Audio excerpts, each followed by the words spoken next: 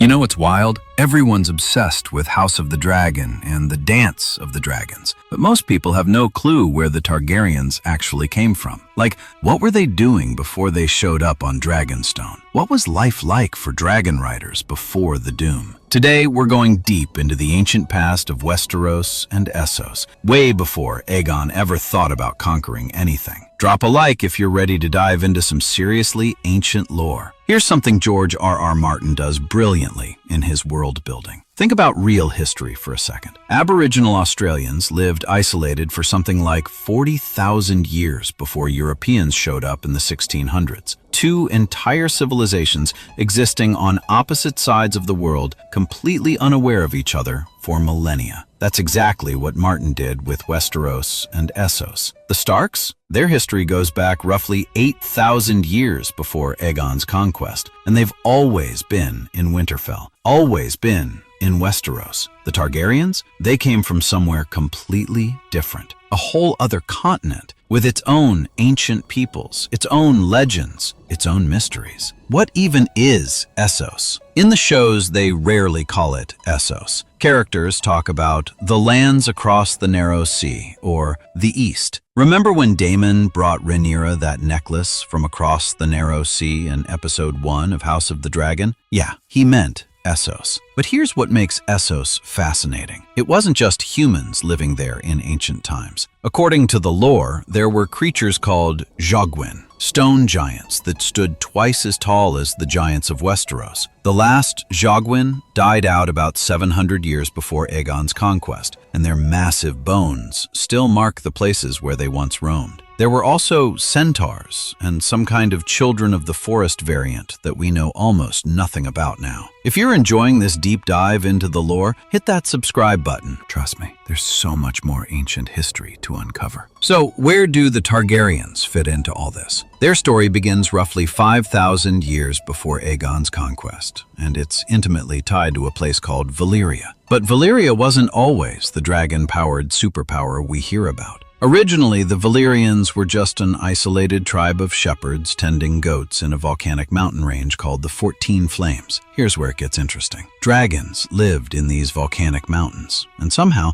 these shepherd people figured out how to tame them. We're not entirely sure how. Valyrian legends claim that the Valyrians themselves descended directly from dragons, making them blood relatives of these winged beasts. But ancient books from Ashai tell a different story. They mention some unnamed ancient people who tamed dragons even before the Valyrians, brought them out of the Shadowlands, and taught the Valyrians their art. Either way, once the Valyrians had dragons under their control, everything changed. These shepherds started building massive castles. They developed a civilization, and the Valyrian freehold was born. During Valyria's rise to power, they weren't the dominant force in Essos. That title belonged to the Giscari Empire, a massive slaver state on the far side of Slaver's Bay that had conquered huge territories with their incredibly disciplined legions. Valyria and Gis went to war 5 times. All 5 times, Valyria won. But after the 5th war, the Valyrians didn't just accept victory and move on. They completely annihilated Old Gis, burned it to the ground,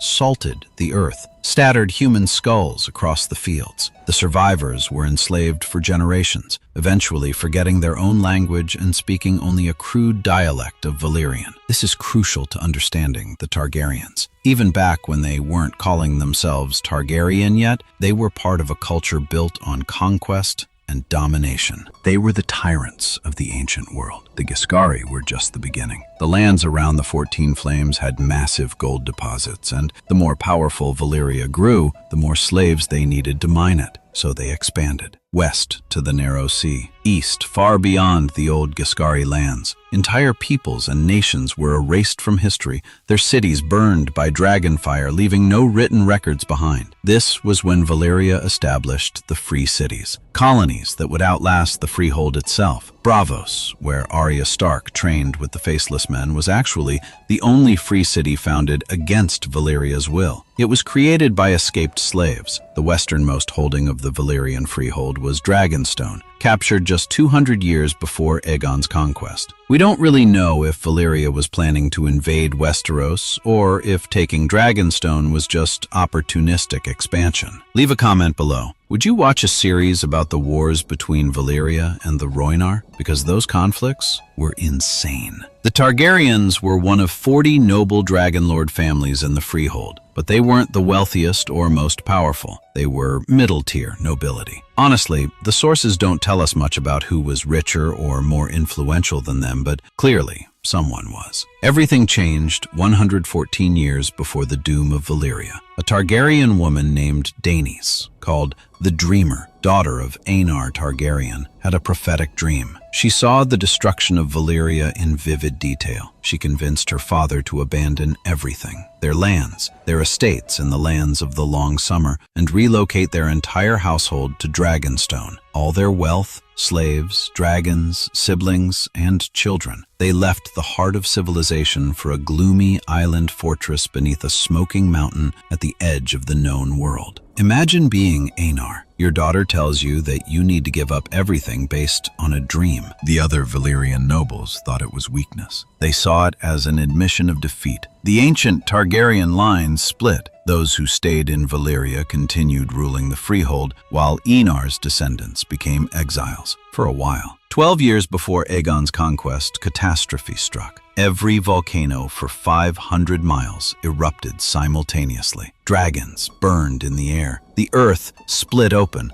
swallowing temples, palaces, entire cities. Lakes boiled and turned to acid. Mountains exploded. Fiery lava shot thousands of feet into the sky. Black dragon glass rained from red clouds like demon blood. The northern lands were flooded by the wrathful sea. The proud city of Valyria vanished in an instant. The empire collapsed overnight. The peninsula, called the Lands of the Long Summer, burned and sank into the depths. A tsunami over 300 feet high struck the Isle of Cedars east of Valyria, killing everyone except some fishermen at sea and Giscari soldiers stationed in a watchtower. After the doom, magic died in the west, in Westeros and the free cities. The seas around Valyria still boil and steam. Demons supposedly haunt the ruins. The volcanoes continue to erupt. Smash that like button if you think the doom of Valyria would make an incredible HBO series. Meanwhile, the Targaryens on Dragonstone, they were fine. They'd been safely removed from the disaster for over a century. They ruled Dragonstone during what historians call the Bleeding Years, a chaotic period after the doom. Their position gave them control over Blackwater Bay, and the Targaryens and their allies, the Valyrians of Driftmark, got rich by taxing passing trade ships. Of the 5 dragons brought from Valyria, 4 died before Aegon the Conqueror's time. Only Balerion the Black Dread survived, but 2 new dragons hatched from eggs. Vhagar, who you know from House of the Dragon as Aemon's dragon, and Meraxes, who Rhaenys rode during the Conquest. For most of the century after the doom, House Targaryen looked east, barely paying attention to Westeros, until a guy named Aegon decided it was time to show the 7 kingdoms the power of dragons. What's fascinating is how the Targaryens went from mid-tier nobility in a dragon-powered empire to the sole surviving dragonlord family in the world. They weren't the strongest or richest in Valyria, but they were the only ones who listened to a dreamer's warning. That single decision to believe in prophecy over power saved their entire bloodline. And if you think about it, that obsession with prophecy echoes all the way down to Aegon's dream of the prince that was promised,